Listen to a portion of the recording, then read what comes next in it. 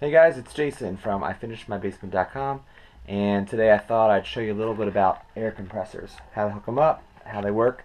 It's one of the first tools you're going to need when you go to finish your basement. So let's take a look. Alright, let's take a look. Now, before we get started, I did want to point out that I am going to put on my safety goggles here, and that's critical because we're going to be working with a nail gun. Put those on, and I have some ear protection. This thing can get pretty loud, so I usually have these around my head, and I will wear those as I'm working. Now, first thing I want to show you is this pressure gauge for the tanks.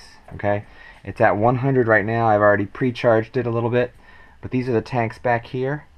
And what's going to happen is when this guy's plugged in, okay, got the cord plugged in, this motor, when we turn it on, will force air into the tanks, and that will drive up the pressure within the tanks that we'll be monitoring right here. Now the other gauge you're looking at is the outlet PSI pressure gauge, which is at 0 right now because I haven't turned this knob here. This will release the pressure from the tanks into my hose. Now the on switch is pretty simple. It's either off or it's on auto, which means the motor's going to be on and charging up the tank. So let's turn that on for a minute so you can hear what it sounds like.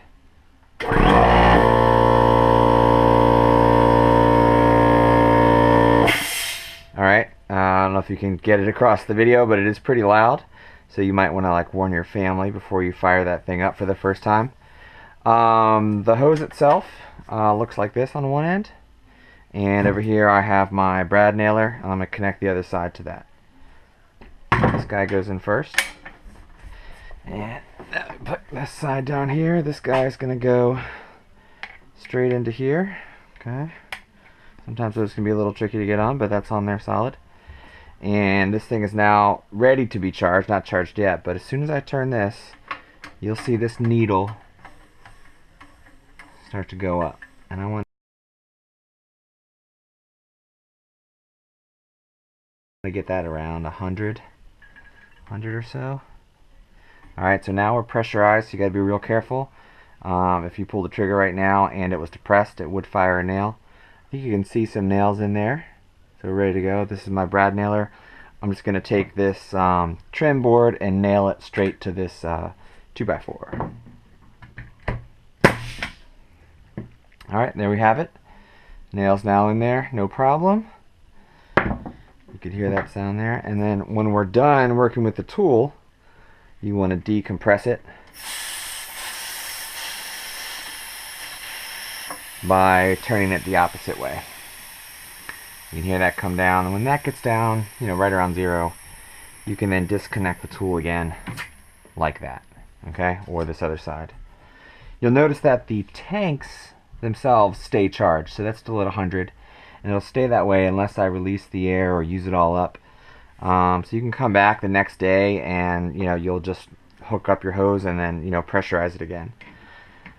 There's a little knob right here. When I pull that, the air would actually let out of the tank. You can hear that. It's really loud. You don't want to do that without your ear protection on. You can also just take air connection and just let it out that way as well. I think that's about it. You can hook up brad nailer, you can hook up a staple gun, you can hook up a framing gun, and I'll show you guys a little bit later how those work when we get into the framing. But that's your air compressor. Once it's charged, you don't need to keep it plugged in. You can move it around. I bought a pretty big hose. This is I guess a 50-foot hose almost, so really I hardly had to move it at all while I was working. Had plenty of reach for everything I wanted to do. Alright, thanks a lot.